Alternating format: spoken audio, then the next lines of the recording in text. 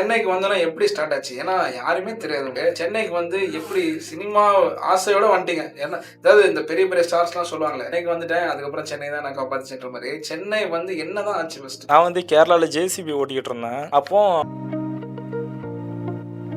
Acting வந்தாச்சு, serial வந்தாச்சு, junior ஆர்டிஸ்ட்லேருந்து பரிமாணம் மாறிடுச்சு. இப்போ இந்த டைரக்ஷனுக்கான ஸ்டெப்ஸ் என்ன? இப்போ ஒரு ஷார்ட் ஃபிலிம் ஒன்று பண்ணியிருக்கேன். பண்ணி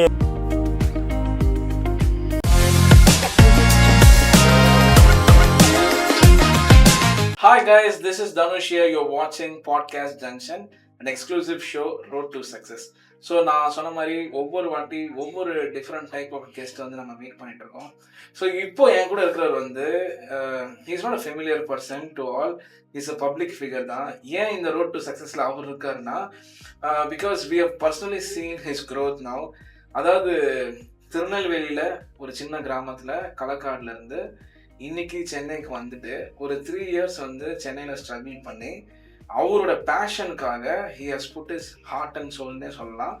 இன்னைக்கு ஒரு லெவலுக்கு வந்துட்டு he is travelling in new road. அந்த சக்ஸஸ் ஜேர்னியில் ட்ராவல் ஆகிட்டு இருக்காரு. அவர் தான் நம்ம ஷோவில் ஜாயின் பண்ணுற exclusive show. This is road to success and we have Yuvan Muthu. Hi Yuvan, எப்படி இருக்கீங்க? நல்லா இருக்கேன் ப்ரோ.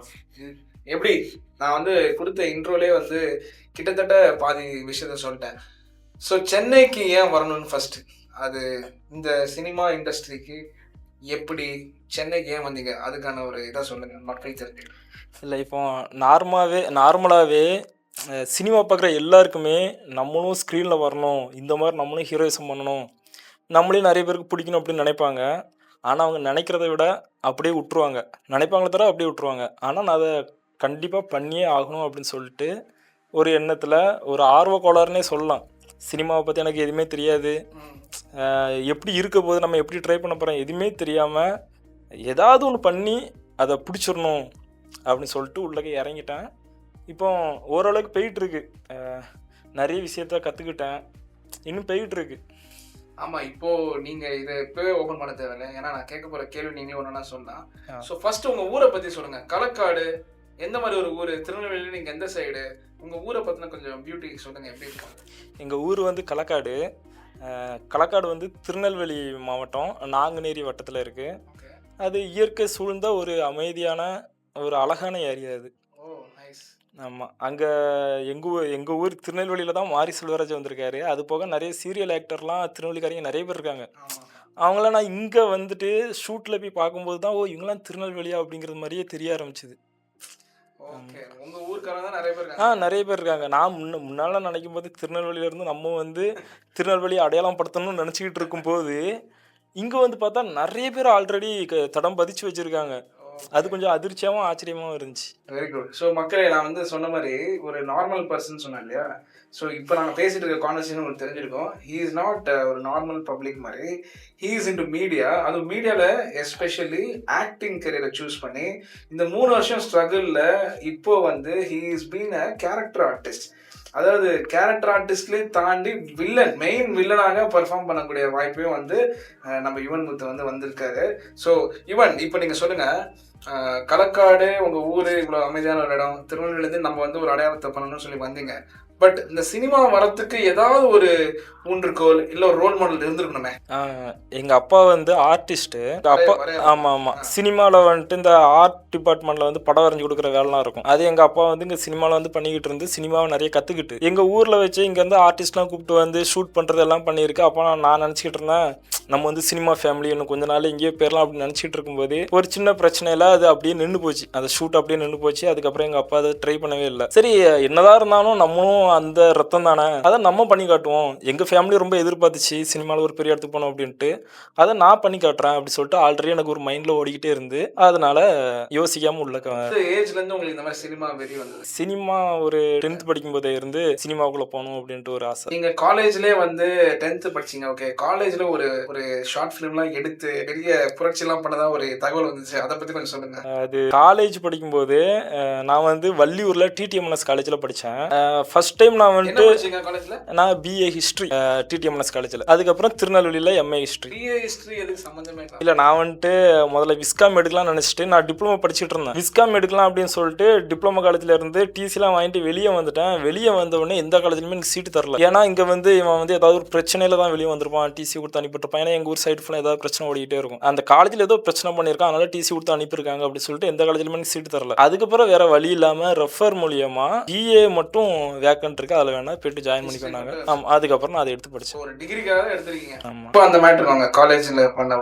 காலேஜில் வந்துட்டு எங்கள் காலேஜில் வந்து ஒரு ஃபங்க்ஷன் போயிட்டு இருந்தது. எல்லாரும் யூனிஃபார்மில் இருக்கும்போது நான் மட்டும் அப்போ நான் என்சிசியில் படிச்சுட்டு இருந்தேன். அப்போ கலர் யூனிஃபார்மில் போயிருந்தேன். அப்போ அங்கே ஒரு short film competition, MS university ஃபுல்லாக ஒரு காம்படிஷனில் வந்து ஷார்ட் ஃபிலிம் ஒவ்வொரு டீமாக எடுத்து கொடுக்கணும், ஒவ்வொரு காலேஜ்லேருந்து எடுத்து கொடுக்கணும். அப்போ நான் கலர் ட்ரெஸ்ஸில் போனதுனால அந்த வாய்ப்பில் அந்த ஷார்ட் ஃபிலிமில் எனக்கு ஹீரோவை நடிக்கிறதுக்கு வாய்ப்பு கிடைச்சு. ஏன்னா எல்லாரும் ஒரே யூனிஃபார்மில் இருக்கும்போது நான் மட்டும் கலர் ட்ரெஸ்ஸு. அதுக்கப்புறம் தம்பி நீ பண்ணுப்பா அப்படின்னு சொல்லிட்டு பண்ண ஆரம்பிச்சாச்சு. பண்ணி முடிச்சு ஆடிட்டோரியத்தில் ஒரு வாரம் கழிச்சு போடுறாங்க. நான் வரும்போது அங்கே ஆடிட்டோரியமே அலறுது. என்ன சீனுனா, ஒரு பொண்ணை சைட் அடிக்கிறது மாதிரி சீனு. எங்கள் காலத்தில் பொண்ணுங்களை பாய்க்க விட மாட்டாங்க. சைட் அடிக்கிறது மாதிரி சீன் வந்த உடனே எல்லாம் எஞ்சி கணக்க ஆரம்பிச்சிட்டாங்க. அது வந்து ஃபர்ஸ்ட் டைம் எனக்கு உள்ளரிப்பான ஒரு விஷயம். அதுக்கப்புறம் இந்த ஃபீல் நல்லா இருக்கா அப்படின்னு சொல்லிட்டு இதை எப்படி மெயின்டைன் பண்ணணும் அப்படின்ட்டு மனசுல ரொம்ப ஆழமா பதிஞ்சுட்டு அதுக்காக இப்போ ஓடிட்டு. சென்னைக்கு வந்தோன்னா எப்படி ஸ்டார்ட் ஆச்சு? ஏன்னா யாருமே தெரியாது. சென்னைக்கு வந்து எப்படி சினிமா ஆசையோட வந்துட்டீங்க? ஏன்னா அதாவது இந்த பெரிய பெரிய ஸ்டார்ஸ்லாம் சொல்லுவாங்களே, சென்னைக்கு வந்துட்டேன் அதுக்கப்புறம் சென்னை தான் நான் காப்பாத்துச்சுன்ற மாதிரி. சென்னை வந்து என்னதான் ஆச்சு ஃபர்ஸ்ட்? நான் வந்து கேரளால ஜேசிபி ஓட்டிக்கிட்டு இருந்தேன். அப்போ ஒரு ஸ்டோரியில வந்துட்டு பைலட் மூவிக்கு அசிஸ்டன்ட் டைரக்டர் தேவைன்னு சொல்லிட்டு போஸ்ட் வந்திருந்து. அந்த போஸ்ட்டுக்கு பார்த்து அவங்க கிட்ட கான்டாக்ட் பண்ணேன். இந்த மாதிரி நான் சினிமா இன்ட்ரெஸ்டடா இருக்கேன், உங்க டீம்ல வந்து ஜாயின் பண்ணிக்கலாமா அப்படின்னு கேட்டேன். அதுக்கப்புறம் அவங்களும் சரி கிளம்பி வாங்க அப்படின்னு சொன்ன உடனே நான் அப்படியே அங்கிருந்து வேலையை விட்டுட்டு அப்படியே சென்னைக்கு வந்துட்டேன். சென்னைக்கு வந்துட்டு அந்த டீமோட சேர்ந்து ஆட் ஷூட்டு, ஷார்ட் ஃபிலிமு இந்த மாதிரிலாம் பண்ணிக்கிட்டே இருந்துச்சு. அவங்க கிட்ட இருந்து அப்புறம் வெளியே போயிட்டு நிறைய ஷார்ட் ஃபிலிம்ஸ்லாம் பண்ண ஆரம்பிச்சிட்டேன். நிறைய டீமோடு சேர்ந்து பழகிறது, நிறைய விஷயத்த கற்றுக்கிட்டுறது. இப்போ சொல்லப்போனால் நானே கடைசியாக ஒரு ஷார்ட் ஃபிலிம் ஒன்று எடுத்து ரிலீஸ் பண்ணிட்டேன். இப்போ அடுத்த ஷார்ட் ஃபிலிமுக்குள்ள ப்ராசஸ் போயிட்டு இருக்கு. ஓகே, ஷார்ட் ஃபிலிம்னா நீங்கள் வந்து என்ன பண்ணுறீங்க? டைரக்ஷனா? டைரக்ஷன் தான். Okay, very good. இப்போ ஆக்சுவலாக உங்களோட ஆசை என்ன? மீடியாக்குள்ள நடிகனா வந்து வாட் நெக்ஸ்ட்? நான் வந்துட்டு டைரக்ஷன் தான் என்னோட ஃபுல் இன்ட்ரெஸ்ட், ஃபுல்லாமே ஃபோக்கஸ் எல்லாமே டைரக்ஷனில் தான் இருக்குது. ஆனால் இப்போ கிடைக்கிற இடத்துல ஆக்டிங்கும் பண்ணிக்கிட்டு இருக்கேன். ஓகேங்களா? ஆக்டிங் வந்து இப்போ நம்ம ஃப்ரெண்ட்ஸு நம்ம அங்கே போயாச்சுனாலே நிறைய பேர் ஈஸியாக பழகுவாங்க. அப்படிங்கும்போது ஏதாவது ஒரு ஷூட் இருந்தால் கூட டப்புன்னு ஃபோன் பண்ணி கூப்பிட்டுருந்தாங்க. அப்போ நம்மளுக்கும் கொஞ்சம் ஓரளவுக்கு ஆக்டிங் வர்றதுனால நம்ம அங்கே போய் கான்டாக்ட் ஆகி அவங்களும் வேற எதுவும் ஷூட் இருந்தாலும் மாற்றி மாற்றி கூப்பிட்டே இருக்காங்க. இப்போ ஷூட்டு தான் போயிட்டு இருக்கு ஃபுல்லாக ஆக்டிங். ஆமாம், ஃபுல்லாக ஆக்டிங். ஆமாம், கண்டிப்பாக டைரக்ஷன் தான் என்னோட ஃபோக்கஸில் இருக்குது. சைடில் வந்து ஆக்டிங் பண்ணிக்கிட்டு இருக்கேன். உங்களோட ரோல் மாடல் இன் டைரக்ஷன் யோசிக்காமல் சொல்லணும்னா ரஞ்சித், மாரி செல்வராஜ், இங்கே 2 பேர் தான் எனக்கு இன்ஸ்பிரேஷன் சொல்லலாம். ரஞ்சித் வந்து நிறைய வாட்டி மீட் பண்ணிருக்கீங்க. ரஞ்சித் படத்தில் நடிச்சிட்டீங்க, மாரி செல்வராஜ் படத்தில் நடிச்சிட்டீங்க. அந்த எக்ஸ்பீரியன்ஸ்லாம் எப்படி இருந்துச்சு? ரஞ்சித் அண்ணா படத்தில் நடிக்கணும்னு எனக்கு ரொம்ப நாள் ஆசை. வேட்டூமில் வந்து பண்ணியிருக்கேன். ஆனால் மேக்ஸிமம் நம்ம வந்து ரொம்ப எக்ஸ்பெக்ட் பண்ண முடியாது. ஒரு படத்தில் நடிச்சிட்டோம், நம்ம ஃப்ரேமில் வந்துருவோம், நம்ம பேசின டைலாக் வந்துடும் கண்டிப்பாக நினைக்கவே கூடாது. ஏன்னா பெரிய பெரிய ஆக்டரோட டைலாக்கே கட் பண்ணி தூக்கிடுவாங்க, மொத்தமாக அந்த கேரக்டரே தூக்கிடுவாங்க. அந்த மாதிரி சினிமா போயிட்டு இருக்கு. அதனால சரி வந்தா சந்தோஷம், அந்த அளவுக்கு இருந்தது. ஆமா, ரஞ்சித்தோட மூவி. ஆமா, அது நான் ஒரு டைம் மாரி செல்வராஜனை மீட் பண்ண போகும்போது அந்த வாய்ப்பு கிடைச்சி. அது ஒரு சின்ன இதுதான். நான் இப்போ அடுத்து அங்கே ஃபோட்டோ செலெக்ஷன் போயிட்டுருக்கு. நான் ஃபோட்டோ ஒன்றும் கொடுக்கல, கொடுத்து அடுத்த படத்துக்கு வாய்ப்பு கேட்டு பார்க்கணும். கிடைச்சுன்னா சந்தோஷம். அவங்க திருநெல்வேலினால, ஏன்னா அவர் ஃபுல்லாமே திருநெல்வேலி சம்மந்தப்பட்ட கதையை தான் எடுக்காரு. அது போக நம்மளும் திருநெல்வேலிங்கும் போது செலக்ட் பண்ணுறதுக்கு வாய்ப்பு இருக்குது. கொடுத்து பார்ப்போம், வாய்ப்பு இருந்துச்சுன்னா நல்லது. ஆக்டிங்குள்ளே நீங்கள் வரும்போது சும்மா அப்படி ஈஸியெல்லாம் வந்துருக்க முடியாது. எவ்வளோ பெரிய ஆக்ட்ரஸாக இருந்தாலும் ஒரு ஹிஸ்ட்ரி வச்சுருப்பாங்களே, கஷ்டப்பட்டேன், பாலிடிக்ஸ் இருந்தேன்னு.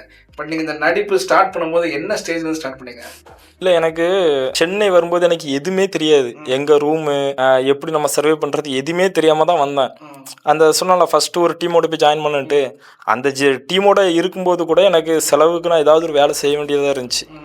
அந்த இடத்துல கூட ரேபிடோ ஓட்டுறதா இருந்துச்சுன்னா ரேபிடோல என் கூட வரவங்ககிட்டலாம் கேட்பேன், உங்களுக்கு தெரிஞ்சவங்க சினிமாவில் இருந்தாங்கன்னா அவங்ககிட்ட ஒரு வாய்ப்பு வாங்கித்தாங்க, நான் அந்த டீமில் வந்து ஜாயின் பண்ணிக்கிறேன், அந்த அவங்க பண்ணுற சின்ன சின்ன ஷார்ட் ஃபிலிம் அவங்களுக்கு சின்ன சின்ன ஹெல்ப் கூட பண்ணிவிட்டு நான் அப்படியே கற்றுக்கிறேன் அப்படின்னு நிறைய பேர்கிட்ட சொல்லி அப்படியே எப்படி ஒரு ஆர்வ கோளாறு தானே, நமக்கு யாருமே தெரியாது, அதனால எல்லாருக்கிட்டையும் சொல்லுவோம், ஏதாவது ஒரு வாய்ப்பு கிடைச்சாலும் நல்லது தான் அப்படின்ட்டு நிறைய பேர்கிட்ட புலம்பியிருக்கேன். அது எப்படி சொல்கிறது, அவர் 2-3 கான்டாக்ட் கிடச்சி உள்ளேயும் போயிருக்கேன். நிறைய பேர் நாளைக்கு சொல்லுதம்பா அப்படிலாம், எனக்கு அவர் தெரிஞ்சவர் தான் இவர் தெரிஞ்சவர் தான் அப்படி சொல்லி ஏமாத்திடுவாங்க. அதை அப்படியே தட்டி விட்டு போக வேண்டியதான். பட் நீங்கள் ஆனால் ஸ்டார்ட் பண்ணது ஜூனியர் ஆர்டிஸ்டாக தான் கேள்விப்பட்டேன். ஜூனியர் ஆர்டிஸ்டாக இருக்கும்போது எப்படி இருந்துச்சு? ஜூனியர் ஆர்டிஸ்டா ஃபஸ்ட்டு ஜூனியர் ஆர்டிஸ்ட்க்கு என்னெல்லாம் நடக்குது அப்படின்ற மாதிரிலாம் ஜென்ரலாக சொல்கிறாங்களே நிறைய பேர் யூடியூப்ல, அது உண்மையா பொய்யா? நீங்கள் என்ன ஃபேஸ் பண்ணீங்க? இல்லை இல்லை, நான் ஜூனியர் ஆர்டிஸ்ட்டாக உள்ள எக்ஸ்பீரியன்ஸ் எனக்கு இருக்குது. நான் ஃபஸ்ட் டைமு நடிக்கிறதுக்குன்னு போகும்போது ஜூனியர் ஆர்டிஸ்ட்டாக போனேன். அது ரொம்ப கொடுமையான ஒரு விஷயம். ஜூனியர் ஆர்டிஸ்ட்டாக மெயினாக மதிக்க மாட்டாங்க யாரும், ஓகேங்களா? அவங்களுக்கு கிடைக்கக்கூடிய சம்பளமும் சரியாக கிடைக்காது. அது போக அவங்கள மாடு மாதிரி தான் யூஸ் பண்ணுவாங்க. இது வந்து ரொம்ப கஷ்டமான ஒரு விஷயம்.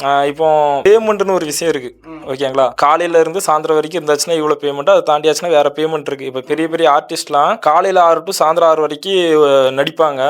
அவங்களுக்கு இதுதான் அமௌண்ட்டுன்னு இருக்கும், வாங்கிட்டு போயிடுவாங்க. ஒருவேளை 6 மணியை தாண்டிட்டுனா அவங்களுக்கு டபுள் மடங்கு ஆகும். ஆனால் ஜூனியர் ஆர்டிஸ்ட் அப்படி கிடையாது. காலையில் 6 மணிக்கு வாரியா, நைட்டு 2 மணிக்கு முடிஞ்சாலும் உனக்கு அதே அமௌண்ட் தான், அவங்க பேசினா அதே அமௌண்ட் தான். அந்த அமௌண்ட்டு ரொம்ப மட்டமாக இருக்கும். இப்போ புதுசாக போகிறவன் வந்து ஷூட்டிங் எப்படி நடக்குன்னு பார்க்கணுங்கிறதுக்காக நான் போகிறேன்ட்டு போவான். பேமெண்ட் வரலன்னா கூட அவனுக்கு பிரச்சனை இல்லை, ஏன்னா அவன் வேறு ஏதாவது வேலையில் இருப்பான். ஆனால் அந்த வெளியூரில் இருந்து நடிக்கிறதுக்குன்னு வராங்கல்ல, சினிமா தான் நமக்கு எல்லான்னு வராங்கல்ல, அவங்க வந்து ரொம்ப கஷ்டப்படுவாங்க. அவங்களுக்கு வேறு வேலையும் இல்லாமல், இவனில் சமாளிக்கவும் முடியாமல், தூக்கம் இல்லாமல், சம்பளம் இவன் கரெக்டாக கொடுக்க மாட்டானுங்க. என் கூட ட்ராவல் பண்ண நிறைய பேர் போயிட்டானுவன், எனக்கு சினிமாவே வேண்டான்னு போயிட்டாங்க. அது ரொம்ப அந்தளவுக்கு இங்கே உள்ள சிஸ்டம் சரியில்லை. இப்போ விஜய் வந்துட்டு சினிமாவில் இருந்தால் வெளியே போயிருக்காரு. இந்த மாதிரி பிரச்சனை நடந்துகிட்டு இருக்குன்னு அவருக்கும் தெரியும். ஆனால் சரி பண்ணுவாரா? நிறைய பேருக்கு தெரிஞ்ச விஷயம் தான் இல்லையா, ஜூனியர் ஆர்டிஸ்ட் வந்து இந்த மாதிரி ஒரு ட்ரீட்மெண்ட் கிடைக்குதுன்றது தெரிஞ்ச விஷயம், எல்லாருக்கும் தெரியுது. ஆனால் யாரும் ஹெல்ப் பண்ண மாட்டாங்க, அவங்களுக்கு யாரும் ஹெல்ப் பண்றது இல்ல. அந்த என்ன இருக்கும் இல்ல, இப்போ ஜூனியர் ஆர்டிஸ்ட் வந்து மெயினா கிரவுட் தான், ஓகேங்களா? இப்போ ஆர்டிஸ்ட் 2 பேர் நடிச்சிட்டு இருக்காங்க, ஒரு கோயில்ல சீன் நடக்கு அப்படின்னா ஒரு 2-3 பேர் பேசுவாங்க. அவங்களுக்கு பின்னாடி இந்த சாமி கும்பிட்டு போறது மாதிரி, வர்றது மாதிரி, அந்த கிராஸ் பண்ணி போறது, அங்கே ஒரு ஆள் வெடலை போடுவார். இந்த மாதிரி சின்ன சின்ன விஷயங்கள்லாம் இருக்குல்ல, இவங்க தான் ஜூனியர் ஆர்டிஸ்ட். அதில் ஒரு சின்ன டைலாக் பேச வேண்டியது இருக்குது அப்படின்னா கூட அவங்க ஆடிஷன் பண்ணி தான் எடுப்பாங்க. ஜூனியர் ஆர்டிஸ்ட்ல இருந்து வாய்ப்பு கிடைக்காது, ரொம்ப ரேரு. ஆனால் இப்போ ஜூனியர் ஆர்டிஸ்ட்க்கு நீங்கள் சொன்ன அந்த பெயின் சாப்பாடுன்னு அப்படியே கொடுத்துருவாங்களா? சாப்பாடு கொடுக்காங்க, அதுவும் லிமிட் தான். அங்கே உள்ள சாப்பாடு வந்து எப்படி சாப்பிட்டுக்கலாமே தவிர ரொம்ப அப்படி யூனிட் சாப்பாடுலாம் நல்லா இருக்கும் சொல்லுவாங்க. இல்லை, அந்த அளவுக்குலாம் சொல்ல முடியாது. நீங்கள் சிம்பிளாக ஒரு விஷயம் சொல்லணும்னா, நம்ம சாப்பிட போகிறோம், சாப்பிட்ற இடத்துல கை கழுவோம், அதே சுத்தமா இருக்காது, அந்த தண்ணியே சுத்தம் இல்லாம தான் இருக்கும். நான் கூட 2-3 பேரை பார்த்துருக்கேன், அவங்களே வீட்டுல இருந்து தட்டு எடுத்துட்டு வந்துருவாங்க. நம்ம அது நம்ம அதை தாண்டி தான் சாப்பிடவே போறோம். இதே எப்படி இருக்குன்னா, சாப்பிட்ற இடத்துல போயிட்டு நம்ம திருப்தியா சாப்பிட முடியுமா சொல்லுங்க? அது சாப்பிட்ற இடத்துலயும் என்ன அதிகபட்சம் ஒரு 2 இட்லி, பொங்கல், ஒரு வடை இந்த மாதிரி கொடுப்பாங்க. பெரிய பெரிய படத்துக்கு மதியம் சாப்பிடும்போது சிக்கன் குழம்பு கிடைக்கிறதுக்கு வாய்ப்பு இருக்கு. பட் இதெல்லாம் நீங்கள் பார்த்துட்டு சினிமா விட்டு போயிடலான்டான்னு நினைச்சதே இல்லையா? இல்லை, நான் வந்து என்னோட ஃபோக்கஸ் ஃபுல்லாக டைரக்ஷனில் தான் இருக்குது. நான் நடிக்கிறதுக்கு தான் வந்திருக்கோம்னா இவ்வளோ நேரத்துக்கு நான் வெறுப்பாக இருப்பேன். நான் வந்து இது வந்து ஒரு சைடாக ஒரு சின்ன செலவுக்கான விஷயமா மட்டும் தான் நான் பார்த்துட்டு இருக்கனால நான் இதை பெருசாக எடுத்துக்கிறது இல்லை. எவனாவது ஒருத்தன் அமௌண்ட் தரலையா சண்டை போடுவேன், சண்டை போட்டு வாங்கிடுவேன். அடுத்து ஒன்று வேலைக்கு கூட மாட்டான்ப்பா, நானும் எல்லாருக்கிட்டையும் சொல்லிடுவேன். அவங்களும் ஒன்று வேலைக்கு கூட மாட்டாங்கன்னு சொன்னால் உன் வேலையை வேண்டான்னு சொல்லிட்டு போய்கிட்டே இருப்பேன். ஏன்னா என்னோட வேலை வேற. அதனால ஆனால் மற்ற பசங்களுக்கு இவனில் விட்டா நமக்கு வேற வாய்ப்பு கிடைக்கும் அப்படின்னு சொல்லிட்டு, ஆமாம், சம்பளம் தரலாலும் வாங்காமல் இருந்துக்கிடுவானுவேன், திட்டினாலும் வாங்கிட்டு அப்படியே இருக்கானுங்க. பார்க்கறதுக்கு ரொம்ப பாவமா இருக்கும். இப்போ இந்த ஜூனியர் ஆர்டிஸ்ட்டை தாண்டி இப்போ நீங்க வந்து ஒரு கேரக்டர் ஆர்டிஸ்டா உள்ள வந்தீங்க, படத்தை அதாவது வெள்ளித்திரையை சொல்றேன். ஃபர்ஸ்ட் சின்ன சின்ன படம் பண்ணீங்க, ஜூனியர் ஆர்டிஸ்டா படத்துலையும் பண்ணீங்க, சீரியல்ஸ்ல பண்ணீங்க. ஃபர்ஸ்ட் ஆரோமலை படத்துல ஹீரோக்கு பக்கத்துலேயே வர மாதிரி அது பிளஸ் ஒரு கேரக்டராகவே ஒன்று கொடுத்தாங்க உங்களுக்கு. அது எப்படி இருந்துச்சு? அது எப்படி வந்துச்சு? ஃபர்ஸ்ட் எனக்கு ஆரோமலை படம் வந்து எப்படி சொல்கிறது, அது என் படம் மாதிரி எனக்கு ஃபீல் ஆகும். அது அந்த படம் ரிலீஸ் ஆகும்போது டேரக்டர் ஹீரோ எப்படி சந்தோஷப்பட்டிருப்பாங்களோ அதை விட நான் அதிகமாகவே சந்தோஷப்பட்டேன். ஏன்னா நான் ஃபர்ஸ்ட் டைம் வந்து கம்பெனி ஆர்டிஸ்ட்டாக ஆடிஷனில் செலக்ட் ஆகி உள்ளே போன படம் இது. கம்பெனி ஆர்டிஸ்ட்னா ஜூனியர் ஆர்டிஸ்ட் இருக்காங்கல்ல, அவங்களாம் கிரவுடு. கம்பெனி ஆர்டிஸ்ட் எப்படி எடுப்பாங்கன்னா ஹீரோ கூட இருக்கிறத மாதிரி. ஆமாம், இன்னொரு பிரிவுலாம் இருக்கா? ஆமாம், நிறைய இருக்குது. ஜிம்பாய்ஸ் இருக்காங்க, ஜூனியர் ஆர்டிஸ்ட் இருக்காங்க, கேரக்டர் ஆர்டிஸ்ட்டு, அந்த மாதிரி நிறைய இது இருக்குது. ஆமாம். எப்படி நீங்கள் வந்து ஆடிஷன் போய் செலக்ட் ஆனீங்க? ஆமாம், அது வந்து ஆடிஷன் போய், ஏன்னா ஆடிஷன் வச்சுருக்காங்கன்னா அவங்களுக்கு ஏதாவது டைலாக் வரும். ஹீரோவோட ஃப்ரெண்டாக நடித்தாங்கன்னா அவங்க ஒரு 5 பேர் இருக்காங்க அப்படின்னா அந்த 5 பேரும் தொடர்ந்து வரணுங்கிறதுக்காக அவங்களுக்கு கொஞ்சம் எக்ஸ்ட்ரா சம்பளமாக இருக்கும். நடிக்க தெரிஞ்ச ஆட்கள் எடுப்பாங்க.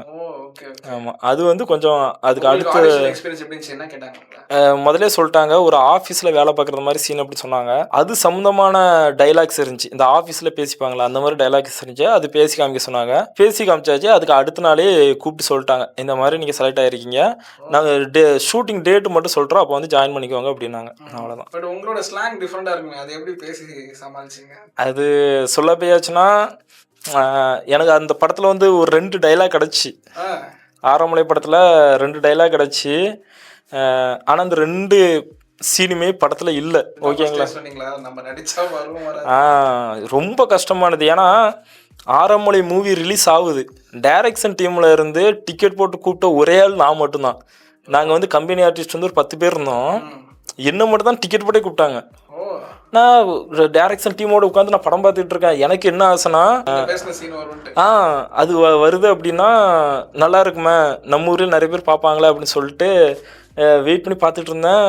கடைசி வரைக்கும் நான் நடிச்சது வரவே இல்லை. ஆனால் நான் எல்லா இடத்துலையும் இருக்கேன், ஆனால் நான் நடிச்சது வரல. இப்போ ஏதாவது ஒரு படத்தில் நடிச்சிருக்கேன்ப்பா அப்படின்னு சொன்னால், எந்த இடத்துல நடிச்சிருக்கேன் அப்படின்னு கேட்கும்போது, அந்த ஒருத்தன் வந்து ஒரு டைலாக் பேசாமல் அது நான் தான் அப்படின்னு சொன்னால் தானே எல்லாருக்கும் புரியும். இந்த ஹீரோ பின்னாடி அங்கே நிற்கம்பாரு, இந்த ஹீரோயின் பின்னாடி இங்கே நிற்கம்பாரு அப்படி சொன்னால் நல்லா இருக்காது. அதனால ஆரம்பலை படத்தில் நடிச்சிருக்கேன்னு சொல்கிறதுக்கே எனக்கு ரொம்ப கூச்சமாக இருக்கும். அதுதான் உங்களோட ஃபர்ஸ்ட் படம்? ஆமாம், ஆனால் அதான் ஃபர்ஸ்ட் மூவி. அதுக்கப்புறம் கிரேட் நம்ம சிஎம் தளபதி ஜனநாயகன், அதுவும் விஜய் பக்கத்தில் அந்த ஸ்க்ரீன் ஸ்பேஸ் படம் ரிலீஸ் ஆகலை, பட் நீங்கள் வந்து நடிச்சிருக்கீங்க. அந்த எக்ஸ்பீரியன்ஸ் எனக்கு விஜயை பார்க்கும்போது நிறைய பேர் விஜய் மூவி ஜனநாயகன் வந்து ஷூட் போகுது அப்படின்னு சொல்லுவாங்க. விஜயை பார்க்குறதுக்காகவே ஒரு கூட்டம் வரும். ஆமாம். நான் வந்து பையனூரில் வந்து ஷூட் போயிட்டுருக்கு, செம்ம கூட்டம், மதுரையிலேருந்து கூட்டம் வந்திருக்காங்க பஸ் பிடிச்சி. அவங்க என்ன பண்ணாங்க, ஷூட் ஆரம்பிச்சு போய்கிட்டு இருக்கு, விஜய் வந்தார், அவருக்குள்ள சீன் முடிஞ்சு. அதுக்கு அடுத்து ஜூனியர் ஆர்டிஸ்ட்லாம் ஷார்ட் இருக்கு, பஸ் பிடிச்சி வந்தவங்க எல்லாரும் கிளம்பிட்டாங்க.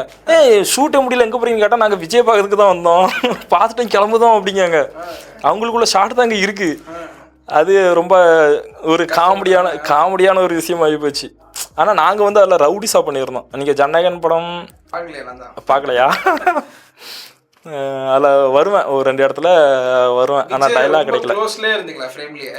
ஆமாம், ஃபஸ்ட் டைம் பார்க்கும்போது விஜய் வந்து நான் இங்கே இருக்கிறேன்னா எனக்கு முன்னாடி ஒரு ஆள் நின்னா எவ்வளோ டிஸ்டன்ஸு, அந்த டிஸ்டன்ஸில் தான் இருந்தார்.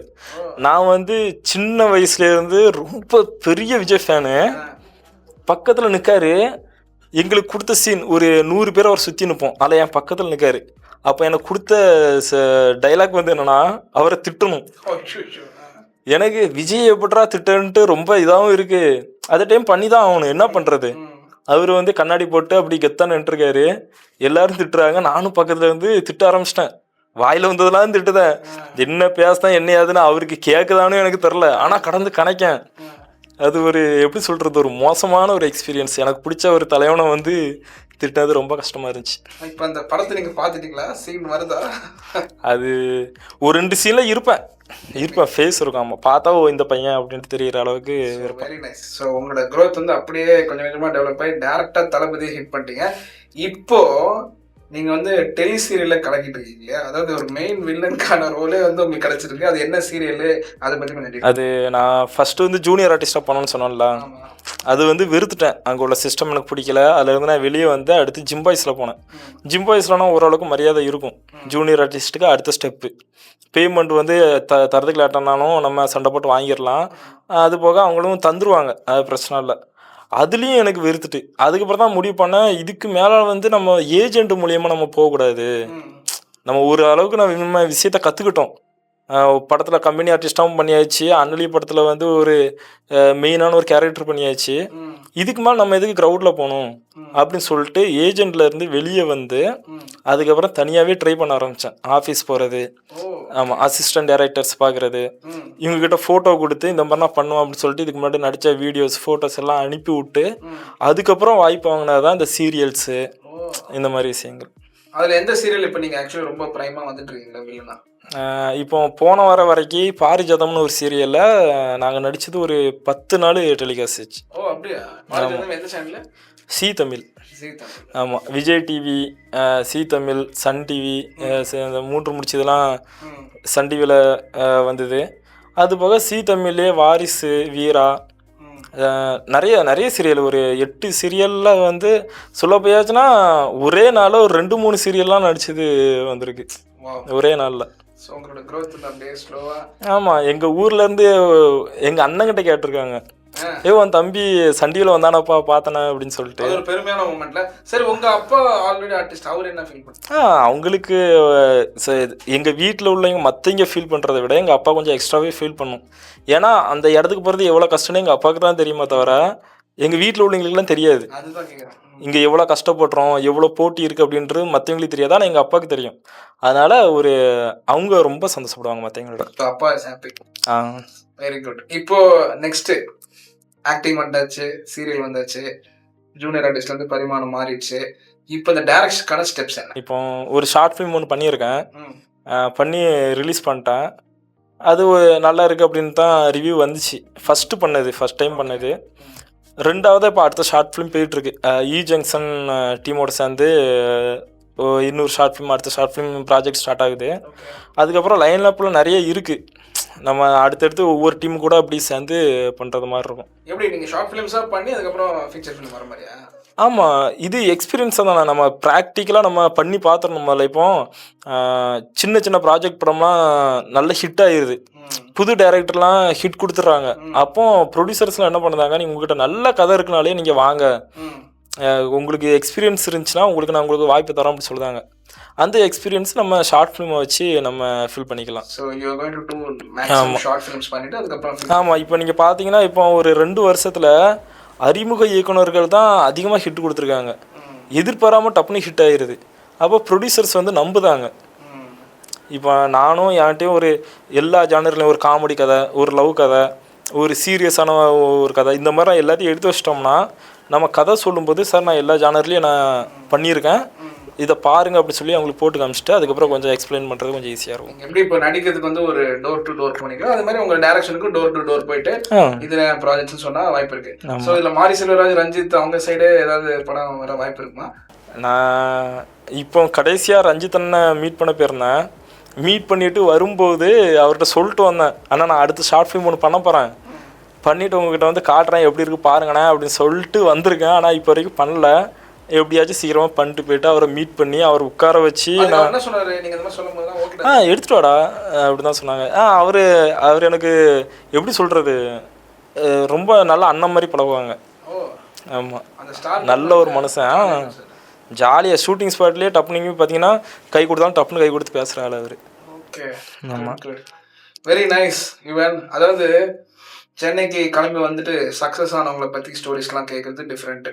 இப்போ நீங்கள் சென்னைக்கு கிளம்பி வந்து உங்கள் அப்பாவோட ட்ரீமை கண்டினியூ பண்ணுறது, ஜூனியர் ஆர்டிஸ்ட்டு நிறைய வாய்ப்புகள் கேட்டு அடைஞ்சிருக்கீங்க, ஜூனியர் ஆர்டிஸ்ட்டாக கஷ்டப்பட்டுருக்கீங்க, அதுக்கப்புறம் ஒரு கம்பெனி ஆர்டிஸ்ட்லேருந்து இப்போ ஒரு சீரியல் வந்துட்டு நெக்ஸ்ட் டேரக்ஷன் தான் என் பேஷன் அப்படின்னு சொல்லி நீங்கள் சின்ன சின்ன ஒர்க்காக தான் பண்ணுறீங்க. எங்கள் டீம் சார்பாக உங்களுக்கு பெரிய வாழ்த்துக்கள். நீங்கள் வந்து கூடிய சீக்கிரம் விரைவில் நீங்கள் ஒரு டைரக்டர் ஆகிடுங்க. Thank you Yuvan for coming. சூப்பருங்க, ஒரு நல்ல எக்ஸ்பீரியன்ஸ் இருந்துச்சு உங்கள் டீமோட சேர்ந்து பண்ணுறதுக்கு. ஓகே, நல்லா இருக்கு உங்கள் சேனல், உங்கள் டீம் எல்லாம் வந்தவுடனே நல்லா பழகுனாங்க. Super, thank you.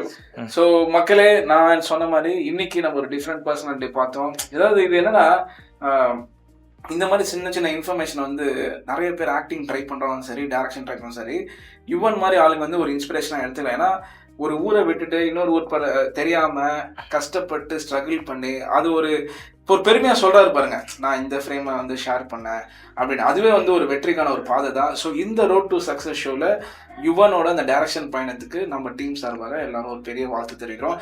I hope you guys enjoy the show. This is Dhanush signing off from Podcast Junction and you are watching exclusive show Road to Success. Thank you.